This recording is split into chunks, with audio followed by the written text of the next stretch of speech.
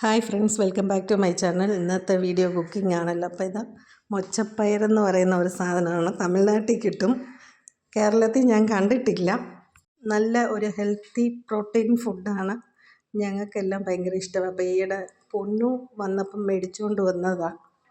നമ്മൾ കടലയൊക്കെ വെള്ളത്തിൽ ഇടുന്ന പോലെ ഇത് തലേദിവസം രാത്രി വെള്ളത്തിൽ ഇട്ട് വെക്കണം.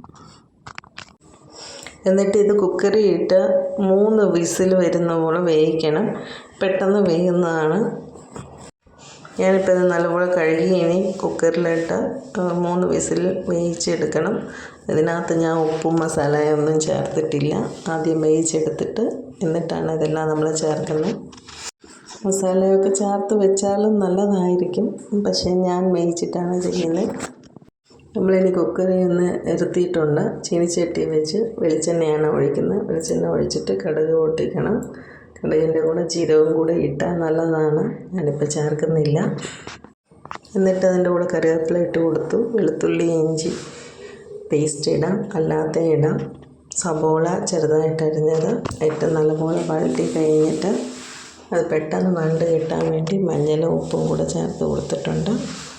എന്നിട്ട് സവോള നല്ലപോലെ വഴണ്ട് കഴിഞ്ഞ് നമ്മൾ അരിഞ്ഞ് വെച്ചിരിക്കുന്ന തക്കാളിയും കൂടെ അതിനകത്ത് ചേർത്ത് കൊടുക്കണം.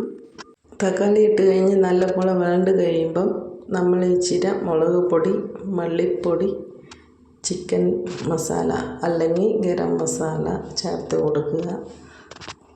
ഈ മസാലയൊക്കെ ഇട്ട് കഴിഞ്ഞ് നമ്മളത് വേവിച്ച് വെച്ച വെള്ളം തന്നെ ഇച്ചിരി ഒഴിച്ച് കൊടുത്താൽ മതി.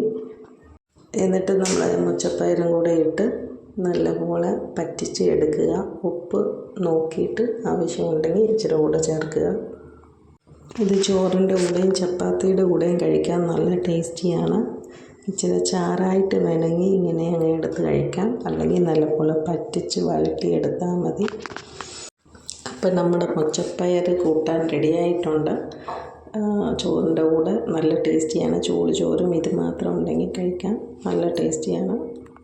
അപ്പോൾ ഇന്നത്തെ വീഡിയോ എല്ലാവർക്കും ഇഷ്ടപ്പെട്ടെന്ന് വിചാരിക്കുന്നു. ഇഷ്ടപ്പെട്ടെങ്കിൽ ലൈക്ക് ചെയ്യുക, ഷെയർ ചെയ്യുക, സബ്സ്ക്രൈബ് ചെയ്യണം. Thank you for watching.